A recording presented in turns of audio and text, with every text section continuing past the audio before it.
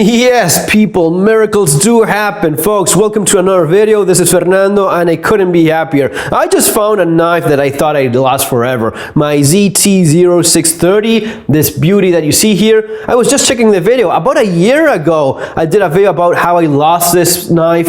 And the story goes, I had bought these pants that had pockets that were not just deep enough. And, you know, stupid me, going even against my own advice, which is have gear that checks out. Not only one, I bought like 3 pants of the same style, just different colors, and the pockets just aren't good for EDC. That's basically it. And I still carried my knife, even though I knew that when I sat down, there was a chance that this could fall off. Soon enough, I was without my knife, and I was certain that I was lost forever because of those pants. Well, yesterday I was looking for some ink for one of my pens, and going through one of the drawers in my office, I found this box of toothpicks, which every once in a while I pick a handful of these for my cleaning kit for my gun, you know, for my guns, for scrapping and, you know, getting into little places and so on. You know, toothpicks are useful for that. Sure enough, for whatever reason, I just opened the box and there was a knife inside. It doesn't even fit the thing, but as you see, it's all like opened up, so it somehow fell in there, and the flap was even covering it. So there it was, sitting inside that you know, jaggedy, broken box of toothpicks, and there I had my knife.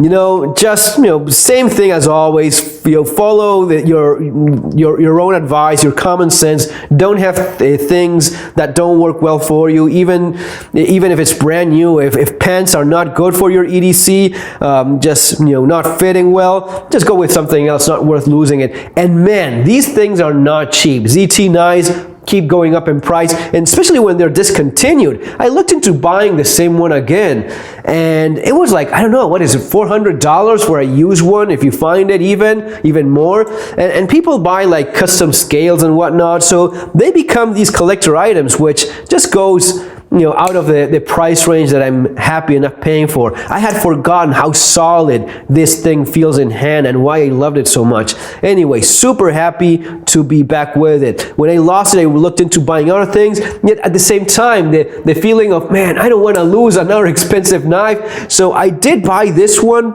this ZT, this is Gervik design, the knife designer. Anyway, I ended up buying this one, which is very nice, super lightweight, much lighter than this one, and still very solid and a beautiful blade. And I carried it for a while, but then I got scared about losing it again, and I replaced it with a CKRT, which is the M16 model, law enforcement with a seatbelt cuddle and glass breaker, and that's what I've been using lately. It has a few things, you know, it catches and, you know, it kind of shreds some of the clothing sometimes, so this is sleeker, nicer. Anyway, just super happy to have found it again. It just feels like opening a damn vault. It's so firm and strong, that, you know, with that frame lock being so sturdy, it is such a secure feeling that you have, and I love that wave feature. I don't even know if I'll keep carrying it again. I mean, man, probably I should, given it that it's been with me for so many years. You know, I mean, this is top of the line. This is nice stuff. S35VN blade, titanium handle. I think this is one of those, anyway, one of these plastic polymers. This one is carbon fiber, so it's a little bit nicer. But yeah, same brand as Kershaw. This is a Kershaw Hinder design. So these are nice too, but it's not the same thing. You know, these are made in China. Materials are, you know, more basic, steel, some of the cheaper steel. I mean, it's still good stuff. It does a job more than well enough, but it's still nice to have good knives, especially if you start collecting them. You know, a little going through the collection as it is right now of ZTs. Well, that's not a ZT, but close enough. The one I just showed you, 0630, beauty, and especially the hook that opens, self-deploys from your pocket. I got used to that thing, and I was missing it a whole lot. And I don't think they make one with that feature currently from ZT. Well, the one I had bought more recently, 0452CF carbon fiber, Sienkiewicz design, beautiful blade. very pointy, very stabby, and nice, very well designed blade. This is super useful in that geometry with a nice curve all the way to the tip, and very narrow tip that is, and comfortable in the handle. This is one of my favorite knives, to be honest. If I had to stick with one for EDC, probably that would make it, but this one has its own virtues too. Another great design, this is also Hinder 0561. Great knife. I think this was Blade Magazine Folder of the Year or something like that. This is one of the most beautiful folding knives I've ever seen. This is never leaving my collection. It has that flipper design, very nicely done. It's a little bit sharp in some edges. That would be one of the little criticisms, but man, you could do a lot worse than one of these.